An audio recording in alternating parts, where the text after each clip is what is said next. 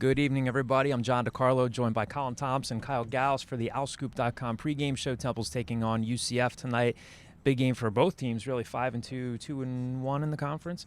We are coming to you from the press box because we're soft and it's raining outside. Kyle and I are soft. Colin's a football player. Kyle and I are soft. But I think we all agreed to do this in the press box, right? 100%. I believe you texted me and said great minds think alike. Great minds think alike. Yeah, Way to yeah. blow my cover here.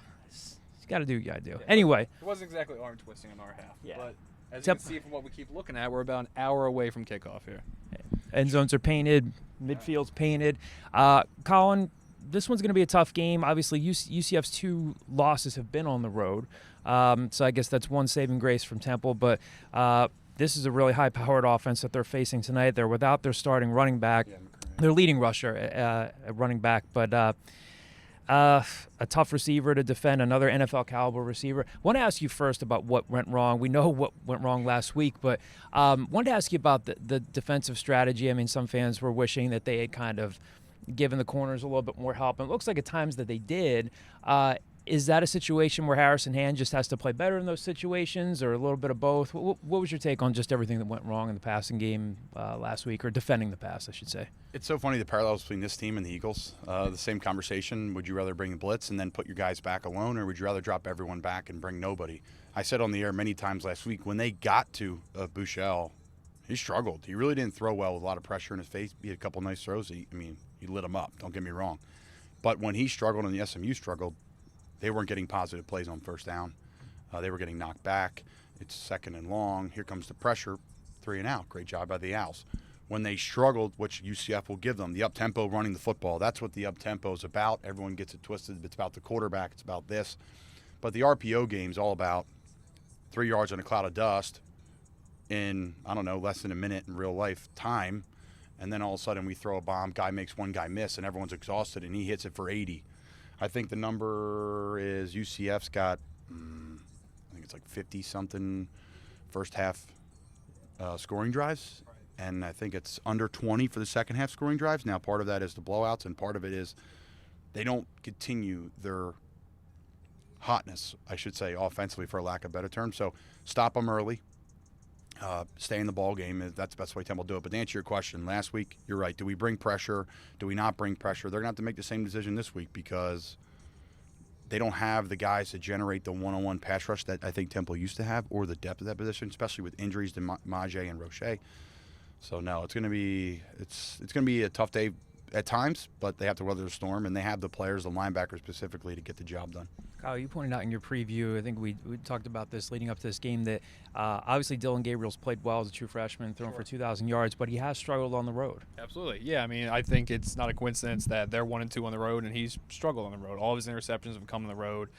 Granted, tough Cincinnati team is one of the losses, and then they should have beat Pitt, but then Pitt pulls out the Philly special just to beat them at the end. So I think he, for as good as he is, he's still a freshman. He's still an 18-year-old true freshman. The one thing I think Temple has going for him in this situation is with SMU, Reggie Robertson put up the most yards against Temple ever. 250 yards, most receiving yards ever.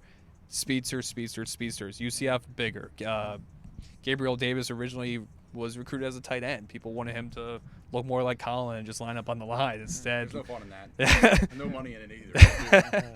Instead, he's putting up monster numbers, but historically, I feel like that's the type of wide receiver Temple usually has more success guarding than the speedsters, the Deshaun Jackson types. What did we see from Christian Braswell last week? Now, obviously, he wasn't in on all those routes where they're just going these post routes, where they're going deep, but he did play pretty tough in some of those sideline routes and actually defended Robertson pretty well. Is he kind of like a budding star that you see in the secondary here? Let me hold the mic here because I'm for some reason I think I'm above holding the mic, and John's got to hold it for my rambling that Kyle goes on. Takes it from me. Literally offered it. I mean, you get a wrist workout. For me talking, I'll ramble on for like 4 minutes. You got to hold it like that. It's pretty impressive. But no, I mean, to me, it's not on the back end guys. I'm a front seven guy. Mm-hmm. Right. There's plenty of talent in that front seven to get to the quarterback. They should not have 3 seconds to get rid of the football. That's my opinion. But against these spread, hurry-up offenses, it's hard on play 80 to say, I'm fresh, I'm going to go get the quarterback and beat this offensive lineman who's just run blocking every play, even though we may throw it. It's changed the game, the RPO. It's something not talked about enough, I don't think, but it's changed college football. How do you cover? What do you do as a corner when a guy runs a route, literally 100? You have to cover 100 routes. Yep. They never block. So for hand, guys at the back end, I mean, it's brutal. It's absolutely brutal. You see it in the NFL now how pivotal it is, having unbelievable corners. They're hard to come by. So that's why the games have become track meets. If today comes a track meet, Temple can't hang. I don't think they can. But Scott Welkoff said something interesting on our pregame show. UCF has let up a 100-yard rusher in every single game. There you go. So if Temple runs for 100 yards, I don't know what the record is, but it's probably pretty good. So hopefully they can match that today and do it. That would obviously, though, involve them not – there we go. Involve them not falling behind early, right? Because if they do, then it's just chucking the ball out, right? But I think even if you're down 14-0, say we gave that, I said, do you think you have to still stick with your game plan? Because get the crowd, get the team, get everyone behind what Temple football is, which is disciplined football, which every week I wrote it down. There's been a new story with what hurts Temple. Yep. Coverage and drop balls last week. ECU, penalties. Buffalo, not taking care of the football, special teams. Maryland, not taking care of the football, punting, right? But last week, punter was the MVP of the game. And everyone's like laughing at me in the press box. I'm like, or in the booth. I'm like, no, he's MVP of the game for Temple. He played unbelievably. His best game by far is an hour. Mm-hmm. So, third down conversion, what's your turnover ratio? Those things, which sound like Coach Beak, are so true. You score touchdowns in the red zone instead of field goals, you're going to win. Mm-hmm. Should we go to predictions? Let's start with player to watch on Temple's team. Who needs to have a good game for Temple to stay in this? I mean, if he plays Ifan Maje, right? Sure. Or Quincy Roche. Yeah, defensive line, the whole unit. No, I'm going to go Anthony Russo. When is there somebody going to step up, put their foot down, and say, this is what I demand? And Anthony's got that type of ability because he's so gifted. Last week, he put so many balls on the money. It was his best game of the season. To see it in person, yeah. It's Anthony Russo. He's the leader of the team. He's the heart and soul of Temple football when he wants to be. And he's always does want to be, but sometimes things don't click, right? You don't have opportunities. You got to run the ball or you have drops. So. I'll say similar vein. I'll go Dana Levine. Dana Levine quietly having a pretty good senior year. 2 sacks last week, up to 6 tackles for a loss. Healthy finally. I think that helps a lot. You'll start to see him carve out a bigger role, especially if Quincy Roche can't go. He's probably sliding into the starting lineup. So I'll say Dana Levine. Prediction time? Before I get my prediction, shout out you.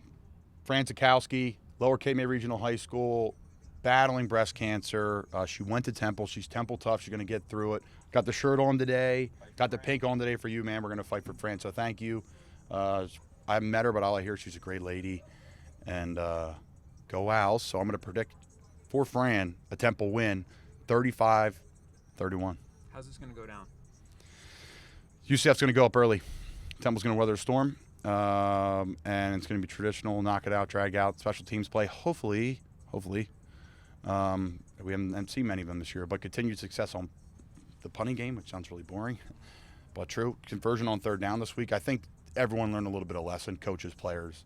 Everybody learned a lesson about what SMU, how they expose them.